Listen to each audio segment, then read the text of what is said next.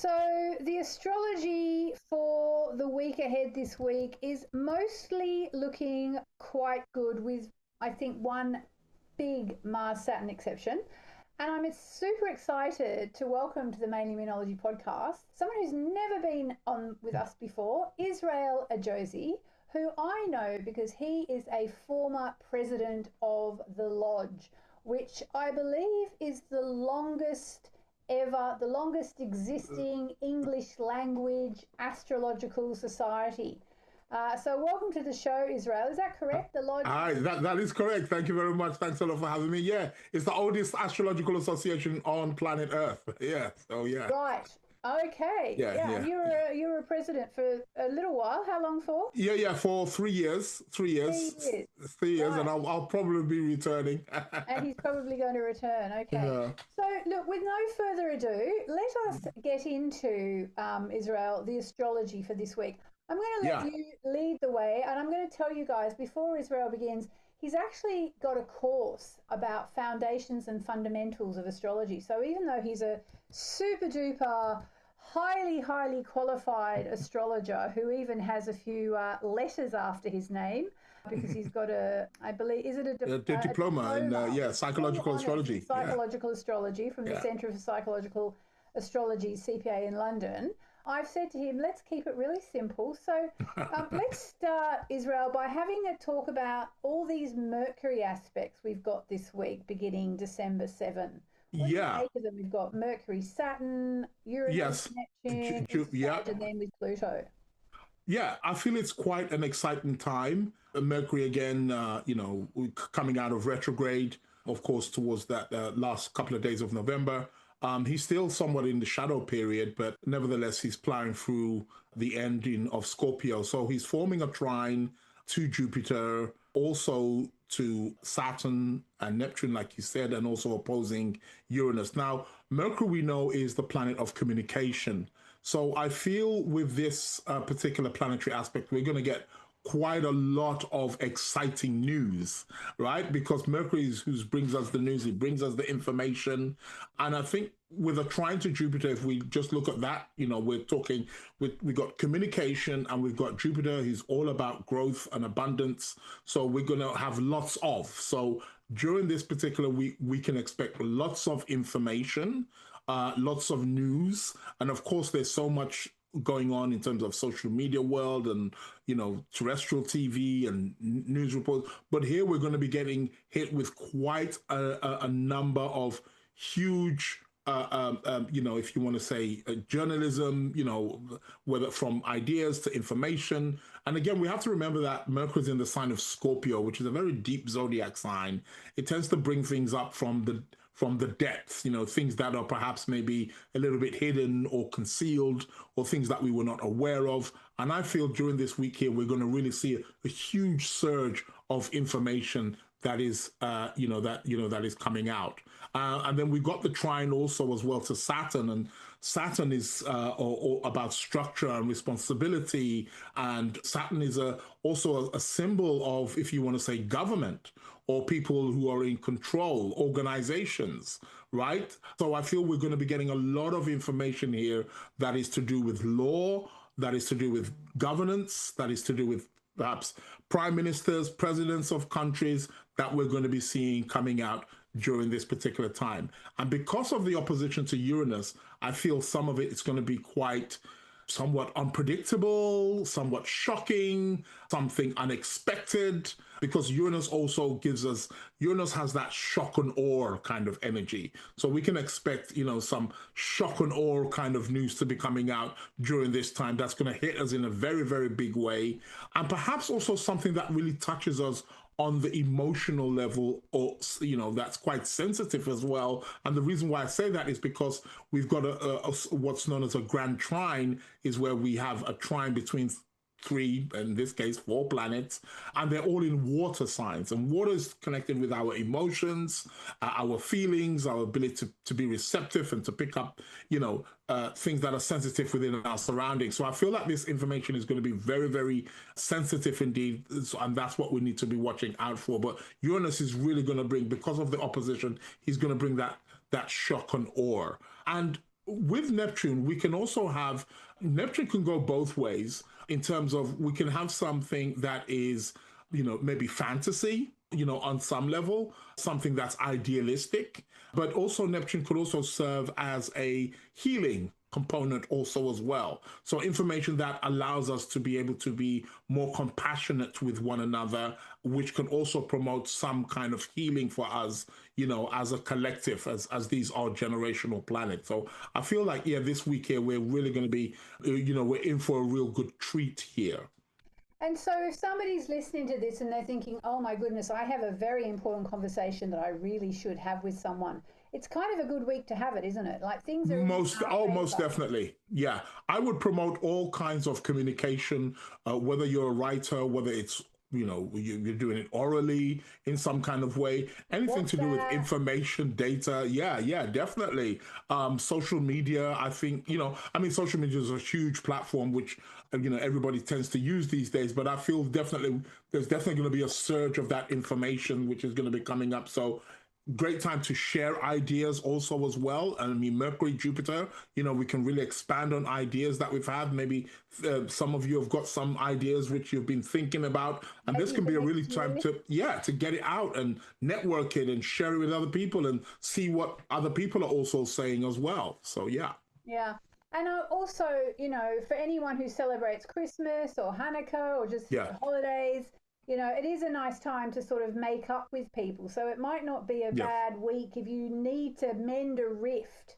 Yes. Before we get to the holidays, it could be quite good for that. What do you reckon? Yeah, most definitely. I feel the Neptune can definitely, add to that. And even Jupiter as well, because Jupiter's exalted at the moment, in Cancer. So I think that's very, very positive. But the Neptune can definitely give us that opportunity to sort of like forgive, when we think about forgiveness, letting go. And we're coming to the end of the year as well with, it's the last month of the year. This is the time where we want to be able to kind of maybe, a bit of introspection, in terms of how the last year has been, what have we done, how can we do it better?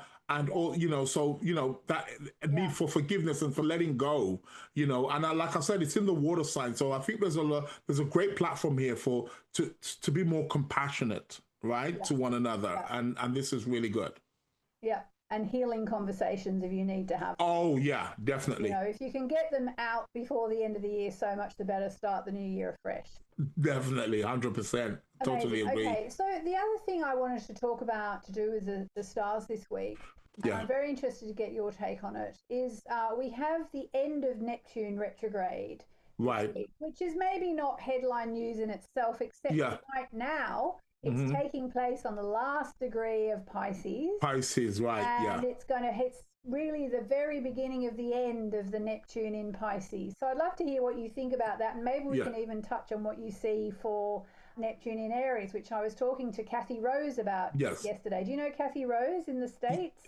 Yeah, I've heard of her. We haven't spoke, but the podcast last week. Right. Okay. We were talking about what it might mean. So it'd be great to hear your take on the end of this Neptune cycle and any thoughts on the Neptune in Aries. In Aries, yeah, definitely. Like it's a big deal. Yeah. Well, Neptune in Pisces, which we've had for the last 14 years, has really kind of undergone this idealism, which, I see Neptune as this yearning for us to connect with something greater. And that's one of the reasons why, of all the planets, Neptune is probably the most spiritual, so to speak, of them all, because it connects us with that universal or, God sort of a platform and plug in. So I feel Neptune, which he went into Aries and then retrograded back into Pisces. When a planet normally does that and retrogrades back into a sign, it's almost like it's gone back to finish off, to just do the last bit of clearing. And Neptune in Pisces was really about our way in our yearning as a collective people, how we were connecting with a collective, with God, with spirit, being more sympathetic towards each other, being more helpful. You mentioned earlier on about the healing. Neptune in Pisces is really about that healing those wounds, things that we may have done, tapping into areas where we can forgive others, where we can understand others, I mean, we've seen, during that time, of course, we've seen wars and catastrophes happen where the world has had to come together as one and help each other out and tap into, understand how to be compassionate towards other people, towards other fellow people. And this is what that Neptune in Pisces is about. So Neptune having retrograde is sort of like saying, right, take a last look out of how compassionate, what needs healing in your life, what can be better in your life, what can connect you to a greater universe, a wider universe in many levels. And this is what Neptune retrograde essentially is, being at that last degree, is telling us, is urging us like to just do the last bit of tidying up and cleaning up and just going over back on things that, is that, that person that you thought you forgave, did you really forgive them? Did you really do that? That place where you're holding on to hurt or pain, is it something that you've really gone over and replenished and cleansed, and so that you can now start moving forward? And this is what Neptune in Pisces essentially is about before he then goes into Aries, which is the first sign of the zodiac. So again, Neptune is really showing us a huge ending and a new beginning in a sense. Yeah, we're getting a wave of a new beginning. So it's going to go back into Aries. Saturn will move back into Aries also as well. So we've got two huge planets here that are moving into the first sign of the zodiac. And this is the zodiac about the self. It's about us as an individual. Who are we as an individual? What are we going out into the world? This is where Aries is about the self. It's about one's identity. It's about our initiation into the world, what we want to initiate, what we want to begin, what we want to start. So in order to do that, we have to get rid or shed that old, which is what Neptune essentially is showing us, getting prepared for us. So when we do move into there, we're starting afresh, we're starting anew, right? And we have that ability to go out into the world as, in a sense, new people, a new identity, a new way forward, right? Initiating new things into the world that can better the world, that can take the world onto another level of being. And this is how I'm seeing this Neptune at the end of Pisces and also entering the zodiac sign of Aries. It's a very, very important time in history, and it's a very, very crucial time. Yeah, yeah. And so, like, one thing I strongly equate Neptune with is spirituality. Yes. And one idea that Kathy Rose had, as long as I'm not misquoting her, was sort of more self-sufficient spirituality, no more gurus. Right, yes.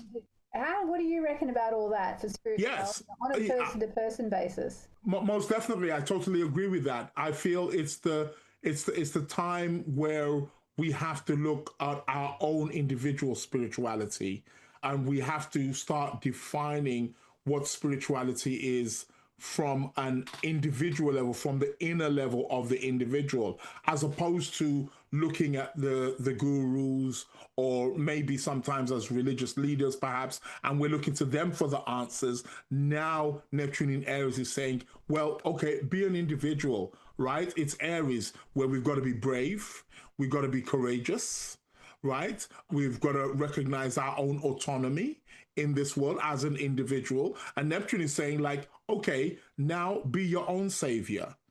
Be your own savior. Find your own spiritual path. Instead of us projecting and looking for that savior in the external world or amongst the collective, look for it within yourself. And that is what Neptune in Aries essentially is going to be drawing us towards and awakening us towards also as well. So yeah, and I find also as well what we're going to see is with Neptune also in Aries is we're perhaps going to see quite a lot of new, if you want to say, forms of spirituality. New ways, because again, it's in Aries. So new ways, initiating new schools of thought or ideologies or philosophies around spirituality. I find we're going to also find new discoveries, right? About things that we didn't know. right? Because again, Neptune in Pisces, although Neptune in Pisces is good, we have to remember that Pisces, we're talking about a water sign, we're talking about the oceans. There's so much. If we look at the aquabiologists, they say we only know what's like 10% of what's in the oceans. That's Pisces is. There's so much mystical stuff lurking between the Pisces ocean. So I feel like with Neptune moving into Aries, it's going to be allowing us to discover new things, new way of looking at things, new way of looking at spirituality, new ways of practicing spirituality or expressing spirituality. All of these things are the things that we're going to be definitely, be faced with and be looking to take upon ourselves. What is your spirituality? What is God for you? And how do you feel you want to utilize it to move it forward? So yeah, that's really going to be good. And another thing also as well, because it's in the sign of Aries, and Aries is ruled by Mars, we know Aries can be a zodiac sign for about fighting. Aries is a zodiac sign that loves to compete on some kind of level. So I feel also as well there can also be this kind of like a spiritual crusade in a way, in some kind of way, where we're also fighting for truth, for philosophical beliefs in some kind of way, not necessarily fighting on the battleground, but more in a philosophical sense that, fighting for the right thing, fighting for truth, fighting for meaning of life as well. We're going to get this strong urge where more and more people are going to be wanting to channel their energy in that particular arena. And that's also going to be Neptune in Pisces too. Amazing. Thank you, Israel. That's amazing. I'm just wondering, like hearing you talking about all this, something you had said you'd like to talk about with me, which I'd love to hear about your yes. Having said all that, what is one planetary principle or archetype that you believe humanity most needs to understand right now? I will have to go back to the planet we've just been speaking about. Which is Neptune. Interesting. I would say Neptune. Normally, I probably would say Pluto. And to some degree also as well Jupiter. And the reason why I say that, I think now at this precise moment, I feel the world is we found ourselves in, there's so many wars going on. I mean, there's always been wars, there's always going to be wars, but I think now we're, at a time where it's been heightened. Okay, of recently, they seemed to be a bit of a ceasefire or some peace in the regions of like Israel and Gaza and the situation between them. Let's hope it can continue like that, or it can stay like that. But also we've got, of course, the big one, that Russia and Ukraine is also an extremely big one. And there's other wars also as well. Some wars we're not even hearing about. In places like Sudan, Congo. We've had, the Caribbean, for example, have also experienced tsunamis and floods, and we're having this all around the world. So we're finding ourselves at a particular time where we need to be definitely more understanding and more compassionate towards each and everybody's needs right about now, and to realize that the world is a much more smaller place than we think, or that we perceive it to be.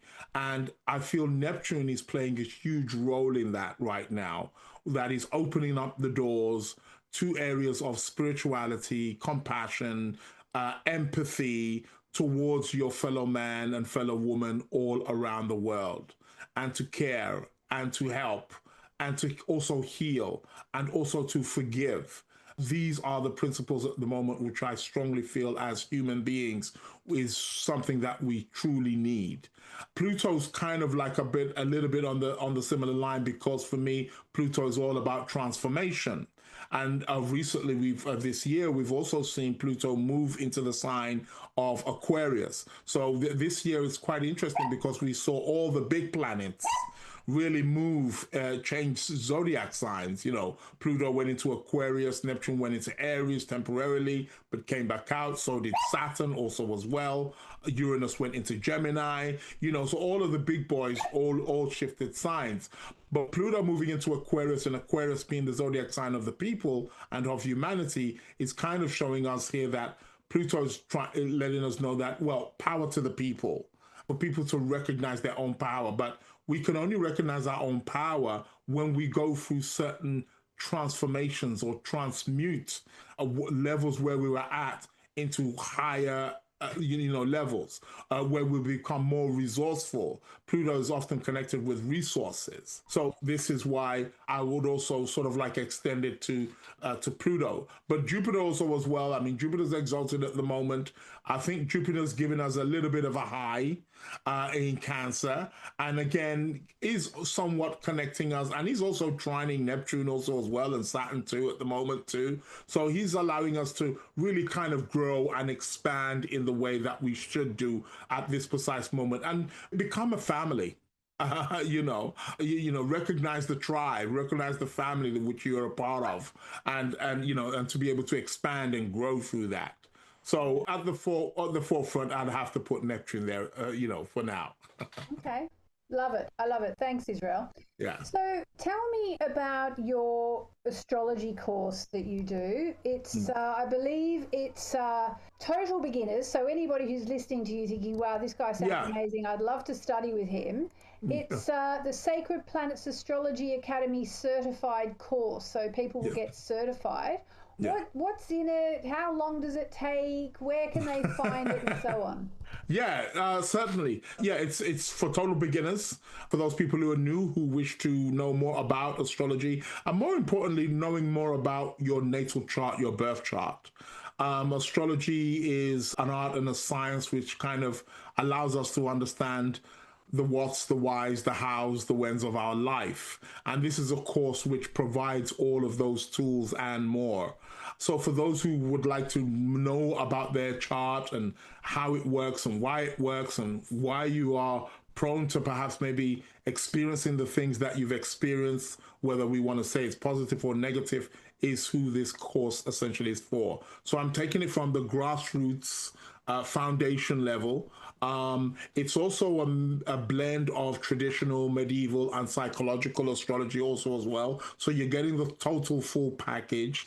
No disrespect to any other online academy or astrology schools out there, but schools tend to just stick to one niche kind of thing, which is cool. That's great too. But I'm bringing a blending of all three, schools of thought and understanding. So you get people who sign up, they get to understand about, the planets and the zodiac signs and what are known as the houses and the aspects. And there's so much also other topics in between. You learn about the fixed stars, learn about sect and all these other principles also as well, which give your chart much more dimensions. And then I also teach you also how to understand, the cycles of forecasting and, what's known as transits and progressions. And those are the kinds of things, again, which you learn about. So in total, I mean, it's kind of like learn at your own pace on one level, but at the same time, you can also follow the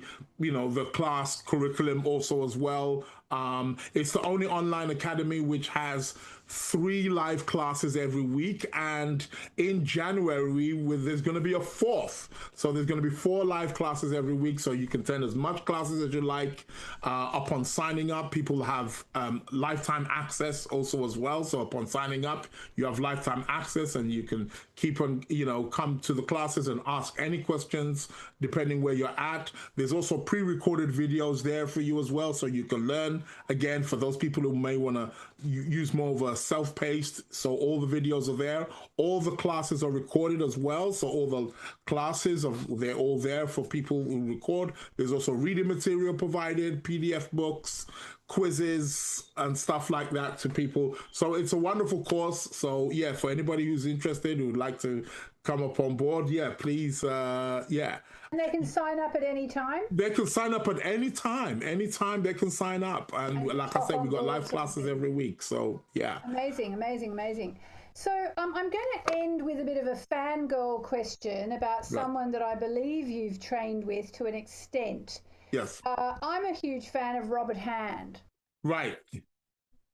Do you think he's as amazing as people like me think he is? Oh, most definitely. Robert Hand is like, I refer to him as one of the best gifts in astrology and present day astrology also as well. His books, all of his books, I'm great fans of. I think his biggest one probably is Planets in Transit was probably like the biggest one or probably the most well known. He also did one in Planets in Youth as well. He did little books also as well. He did one on day and night charts, on sect, on the concept of sect. But yeah, no, Robert Hand is absolutely amazing. I love him also as well because he's also very philosophical with it also as well. He's very good. His knowledge in terms of Greek history and astrological Greek and Latin is extremely like extensive. And yeah, he's able to draw upon, certain concepts and principles, philosophical principles, which really sort of like give, your interpretation or understanding of astrology real great depth. Oh, Robert Hand is a great blessing. One of my favorites for sure. He's a fully expressed Sagittarian. Oh yes, yeah, definitely. Sagittarius, he's got Cancer rising and Moon in Scorpio, so yeah, he's really great combination with Robert Hand, and yeah, great astrologer. Can we go as far as to say he's the greatest living astrologer? Ooh, that's a tough one. I don't know. There's probably three for me, which I'd find hard to, but he's definitely up there. If he's not number one, he's got to be number two. I have to say. Three, in no particular order, in your opinion. Yeah. So the top three I would say right now is Robert Hand, Liz Green, Demetra George. I'd say those three are like, yeah, it's like 2 out of 3 are women as well. Oh yeah, exactly. Two ladies. Yeah. Okay, interesting. So yeah, it's gotta be those three for me. I don't know which order I'll put them in. I might have to put Liz Green in first one because she was my first. Right, and I think I put Robert Hand first because he was. You put Robert Hand, yeah. I mean, it's a close one. It's a close one, definitely. And interesting, you include Demetra George in there because she's much more low profile, but she is amazing. Oh, she's amazing. Yeah. And she's done wonderful work on the asteroids also as well. Asteroid Goddess, her book. Yeah. She's much more low profile. Great stuff. A lot of the Hellenistic stuff as well, which has been coming out in the last 10, 20 years. It's amazing. Yeah. Amazing. Well, thank you for letting me put you on the spot. I just had to ask because no problem. All right. Well, so Israel, if people want to find you, where do they find you? So if people want to find me, my website is www.sacredplanets.co.uk. That's one word, sacredplanets.co.uk. You can also email me also as well at sacredplanets@gmail.com. I'm also on Instagram. Again, it's Sacred Planets. If you put in Sacred Planets, you see me there. Also on TikTok or any of the social medias, if you put in Sacred Planets, you will tend to find me. And yeah, you can shoot me an email or, get in contact or go to the website. And also as well, over the course, probably for about the next week or so, there is still because of the Black Friday, there's still sort of like an extension of the Black Friday. So on the course, you're getting 50% off. And that's only for your listeners, Yasmin. So yeah, you guys get 50% off, 50% off the course. So yeah, you want to grab that there because it's only going to be there for about another week or two and then it's gone. So yeah. Price. All right. Well, that's amazing, Israel. Well, thank you for being here. Thank you for having me. Always a pleasure. And maybe when Saturn moves into Aries, we can get you back. Oh yeah, as well. I'd love to be. It will be a pleasure. All right, fantastic. Thank you. Thank you.